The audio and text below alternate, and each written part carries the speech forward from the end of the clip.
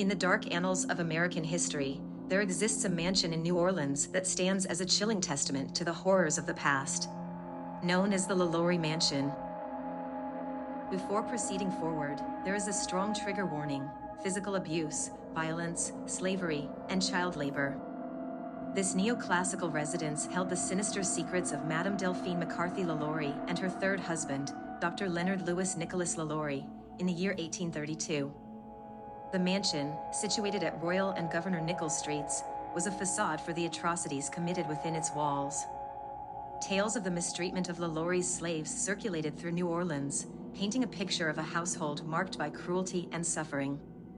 Harriet Martineau's accounts from her 1836 visit depicted slaves as singularly haggard and wretched, with 12 documented deaths between 1830 and 1834, the youngest being Leontine at the tender age of 4.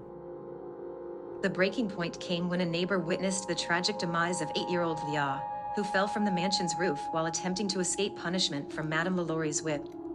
Leah's death triggered an investigation, leading to the Lalauries being found guilty of illegal cruelty and forced to forfeit 9 slaves.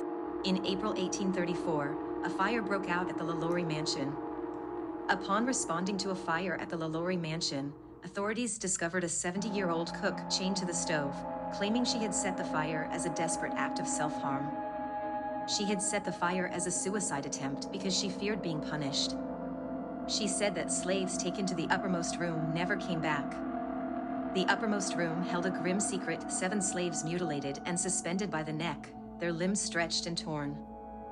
Judge Jean-François Canonge, among those who entered the premises, confronted Lalaurie's husband, only to be met with insolence. The extent of the horror became apparent when at least 2 bodies, including Leah's, were unearthed. The revelation sparked a furious mob that attacked the mansion, leaving it in ruins. The Lalaurie couple, fearing retribution, fled to Paris.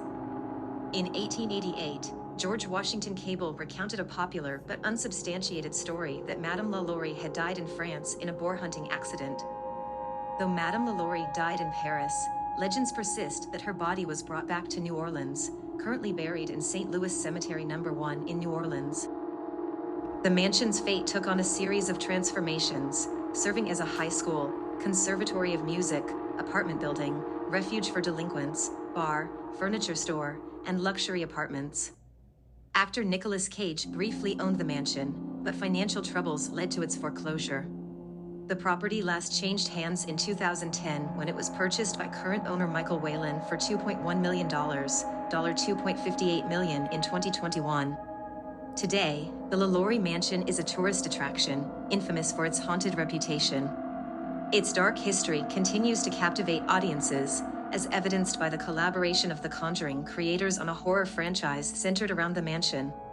Season 3 of American Horror Story features Kathy Bates delivering a gripping performance as Delphine Lalaurie. As the mansion's eerie legacy persists, its story remains etched in the haunted corners of American history, a chilling reminder of the horrors that once unfolded behind its grand facade. Subscribe to our channel to stay updated on more tales of terror and excitement.